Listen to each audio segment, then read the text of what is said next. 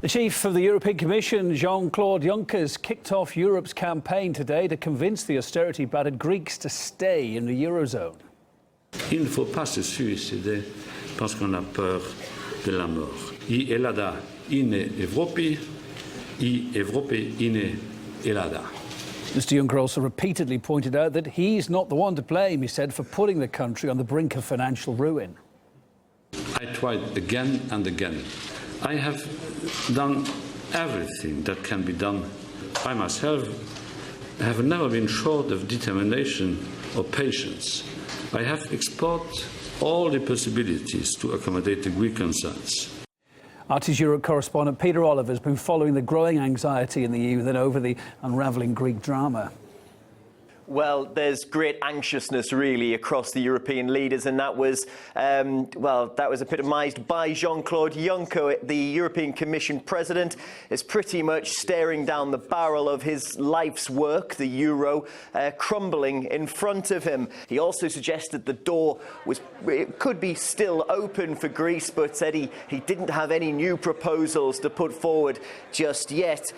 He did come across as clearly wounded by the calling of this referendum on whether Greece will accept proposals from the institutions. But we are looking at a referendum, and what could come out of that? Well, if Greece says no, if it has to leave the euro, there is no mechanism in place for that.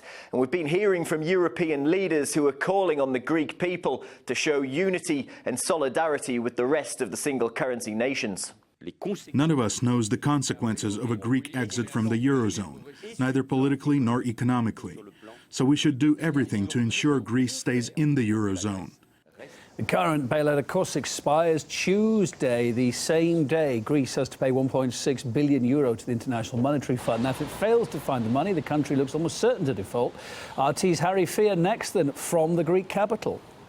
It is a bank holiday today here in Greece to try to stem this deepening financial crisis, now 5 years long. There are limits on cash withdrawals, €60 per bank card per day.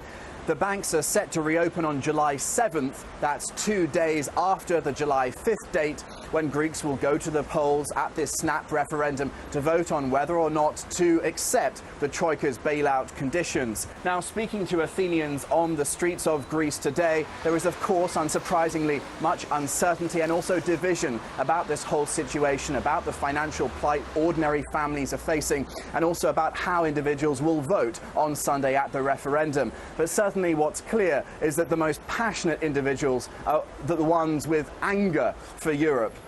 It's a tragedy, these people governing Europe. Finally, someone's saying no to them, saying we're going to fight. Whether we succeed or not, I don't know, but we are resisting. Greece has always had and always will have dignity. To have growth, we have to exit the euro. It's clear that if we delay the exit, the situation's going to get worse.